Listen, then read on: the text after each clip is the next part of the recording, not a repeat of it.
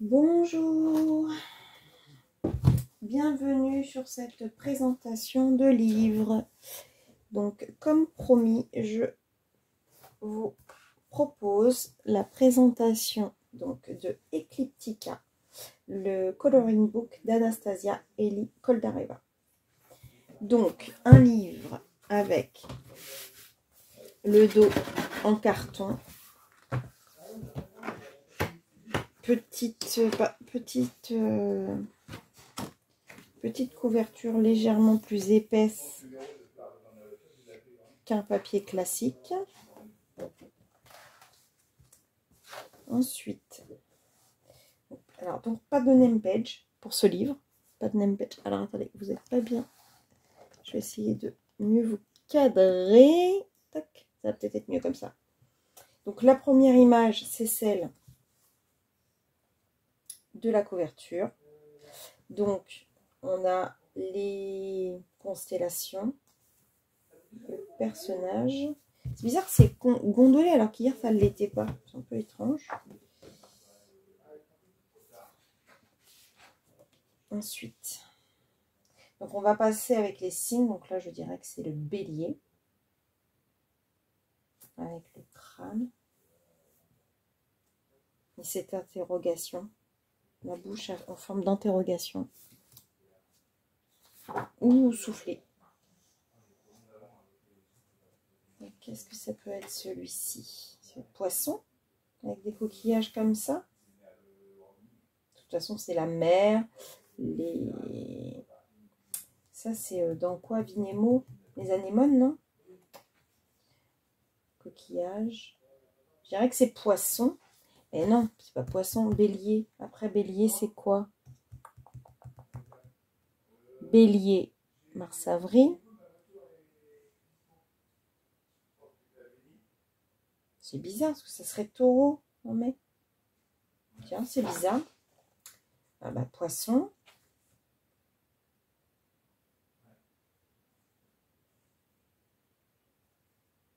J'adore. J'adore cette illustration. Il y a vraiment un regard quand même interrogatif.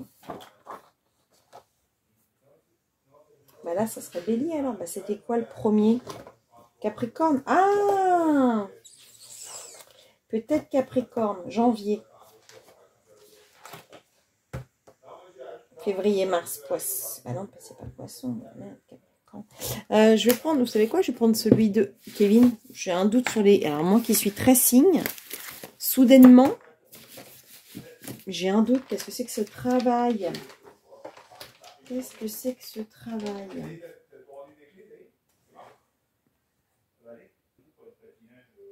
Donc, on va reprendre depuis le début. Qu'est-ce que c'est que cette... Qu'est-ce que c'est que ce truc?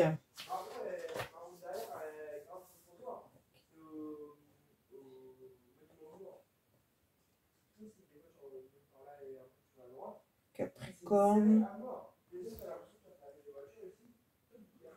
Je ne sais pas si je vais y arriver à vous filmer. Alors là, je cale vraiment. Hein, parce que si je reprends... j'ai l'impression de faire une dissertation sur les cols. Bon, les images sont belles, mais j'aime bien quand même comprendre ce que je vais colorier. Donc, ça ressemble quand même à bélier. Mais bélier ou capricorne. Donc, ça serait logique que ce soit capricorne, du coup. Parce que ce serait janvier. Après, à quoi ça correspondrait, ça, du coup? Cancer. Cancer, non, ça n'a rien à voir. C'est bizarre, quand même.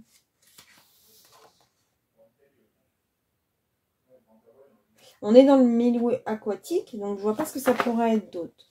Ensuite, on a poisson. Là, on est d'accord. Et ce que j'aime bien, c'est qu'il y a quand même un léger grayscale, donc ça peut aider pour la mise en couleur. Donc là, ça ressemble à un bélier quand même, avec les cornes, etc.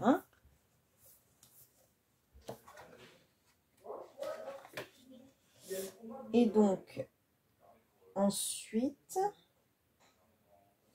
celle-ci, je ne sais pas du tout ce que ça représente. Est-ce que ça représenterait carrément une constellation directement? Elle a l'air triste, ce personnage. Donc là, les Gémeaux. Les Gémeaux, en plus, on a les tulipes. Même si les tulipes... Non, mais je vous dis des tulipes. Vous le croyez, là? Personne ne m'arrête. C'est des jonquilles. Et moi, je dis tulipes. N'importe quoi. Je suis grave, hein. Donc là, on serait dans le Cancer. Ok. Gémeaux, Cancer, c'est dans l'ordre, là. C'est vraiment bizarre, c'est les autres. Lion. On est d'accord. Vierge. Si je vous dis que c'est le plus beau signe, vous n'allez pas me croire. Avec ces ailes de papillon, ces petites fleurs là, c'est trop, trop beau. Et le lion là, elle est mélangée. J'aime bien quand tu as fait en fait l'œil. J'avais déjà une illustration d'elle où le personnage, en fait, l'autre œil, c'est un corbeau. C'était trop beau. Je l'avais eu en freebie. Donc la Vierge. Donc normalement, après la Vierge, la Balance. Donc on est toujours bien. Oh, là, c'est un skin, skin afro. Pas facile à aborder. Hein. Donc là, on a tous les symboles d'Égypte. Donc après la Balance, normalement, c'est le Scorpion. Mais je vois pas pourquoi le rapport, parce que le Scorpion... Ah, il est là. Il est très très beau. Regardez le Scorpion. D'accord. Scorpion, les symboles d'Égypte. Ok. Qu'est-ce qu'elle est belle aussi, celle-ci, dis donc. Elle fait un peu... elle ressemble à une actrice de série. Je sais plus comment elle s'appelle. Qui était dans RIS, je crois. Elle me fait trop penser à elle. Et ce détail là dans l'arme à feu. Mais du coup, ça correspondrait à quoi comme signe?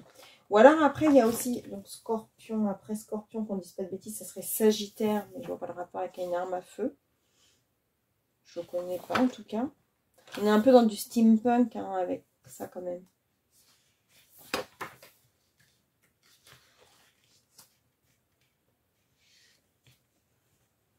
Donc là, on serait reparti sur du Capricorne du coup. Parce que Sagittaire... j'ai du mal. Il y a certains signes, j'ai du mal à les reconnaître en fait.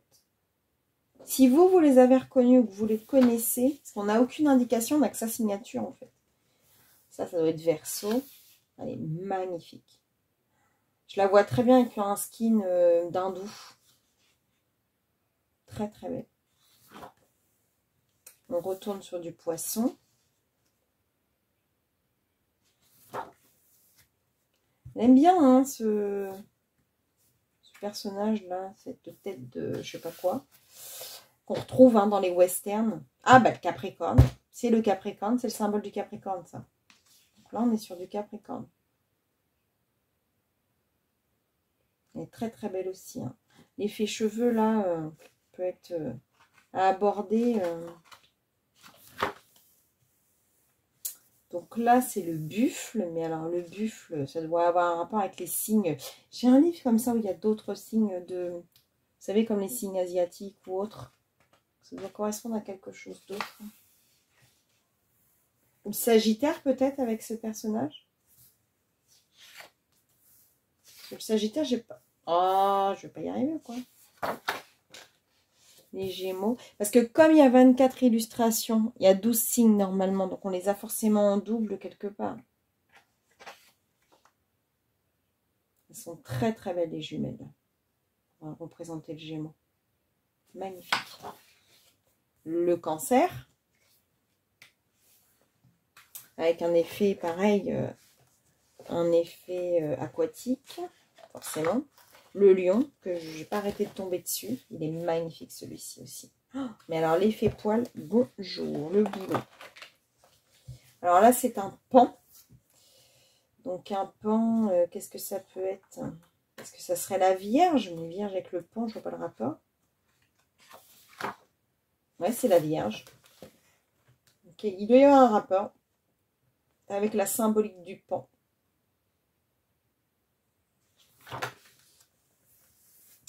La Balance. Et là, on a des orchidées. Ah, mais pas trop en corrélation, j'ai l'impression les plantes et la période. Parce que les orchidées, on est quand même plus sur des fleurs qu'on sort au moment de Noël. Et Balance, c'est plutôt septembre. Septembre-octobre. Donc là, le scorpion. Alors, le scorpion, elle le représente vraiment en tout petit à chaque fois. Hein, parce que tout à l'heure, c'était sur le front.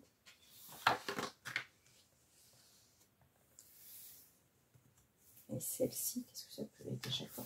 Il y a des signes, on ne reconnaît pas. Honnêtement, on ne reconnaît pas. Hein. Qu'est-ce que ça peut être représenté, ça, avec des épées? Un Sagittaire. Ouais, Sagittaire avec les... Bah oui, avec les flèches. Donc, du coup, il y en a qu'on n'a pas reconnu. Mais sinon, franchement, il est sublimissime. Est-ce que ça, je peux le dire? Ouais. Même s'il y a certains signes que j'ai pas reconnus. Donc, Scorpion. Ouais, ça aussi, ça serait Sagittaire, mais je vois pas le rapport, en fait. C'est très steampunk, j'adore.